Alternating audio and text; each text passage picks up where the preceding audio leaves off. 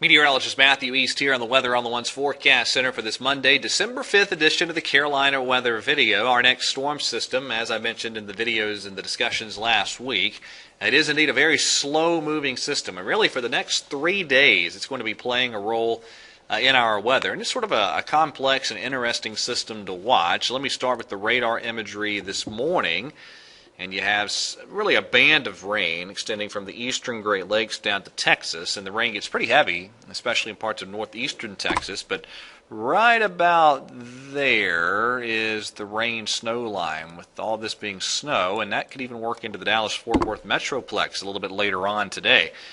In terms of active watches and warnings, you're looking at a lot of flood products up for the Mississippi into the Ohio River valleys. And this is going to be another big rain producer. Here's the reason for those flood products. This is the next 5 days worth of QPF, or the amount of precipitation, amount of rainfall basically from the HPC, and you're looking at a swath of 2 to 4 inches from northeast Texas on up into Ohio.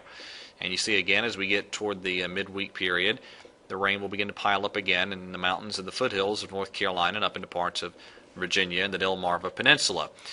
Now, in terms of temperatures this morning, it's a little bit milder around our neck of the woods, 30s and 40s this morning. Then you get into some 40s, 50s, even some 60s back into parts of the lower Mississippi Valley as we're starting the day.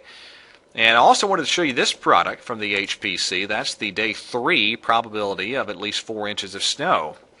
And there are those slight probabilities up for the mountains of North Carolina and up into the mountains of the Virginias as well. That would be late Wednesday into Wednesday night. You'll see that here in just a moment. Here's what's going on in the upper levels on the European model. We have some fairly decent model agreement. Still a little bit of timing difference, but the model's in fairly good agreement now with this incoming system. And this is this afternoon.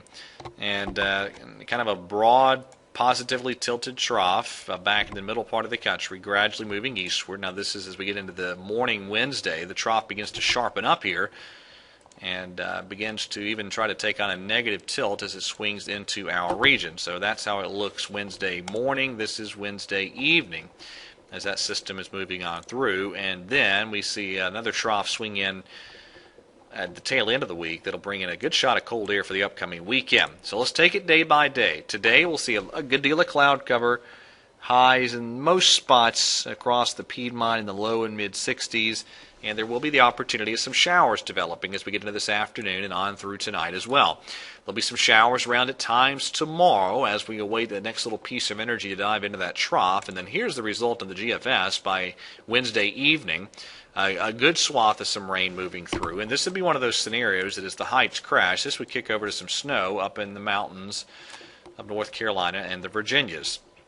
I don't think it's the cold air makes it in time really to kick it over to any snow outside of the higher elevations, but it does look like the mountains could get a brief little shot of some snow with this in the middle part of this week. Then behind the system, we cool down for Thursday and Friday. There's Thursday, there's Friday. We see highs in the low and mid 50s in most spots both of those days, and then we get the big blast of cold air this weekend. That is Saturday, and that is Sunday.